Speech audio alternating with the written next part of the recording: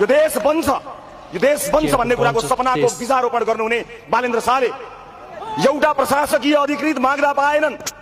यिनीहरूको मान्छे राज्यका भित्ता भित्तामा कोठा चोटामा भर्ता गर्दा यिनीहरूलाई लाज भएन, देशलाई हरितन्नम बनाउँदा लाज भएन। तर जनताको लोकप्रिय मान्छेले एउटा प्रशासकीय अधिकृत पाएन। अब प्रशासकीय अधिकृत होइन, तिम्रो सत्ता फेर्ने हो र जनताको सत्ता स्थापित गर्ने हो। म यति भन्न सक्छु, तपाईँको आँखा र तपाईँको अनुहारमा हेरेर उपस्थित आमा बुवा दाजुभाइ दिदीबहिनीहरू, तपाईँ हामीले देखेको सपना अब पुरा हुन्छ। त्यो यात्रामा आजबाट हामी जोडिएका छौँ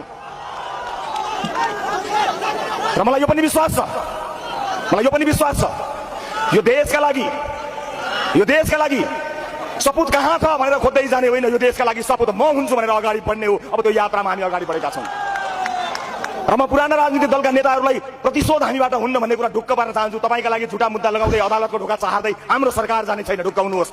तर देश लुटेर कमाएको एक पाइको हिसाब चाहिँ गर्नेछौँ।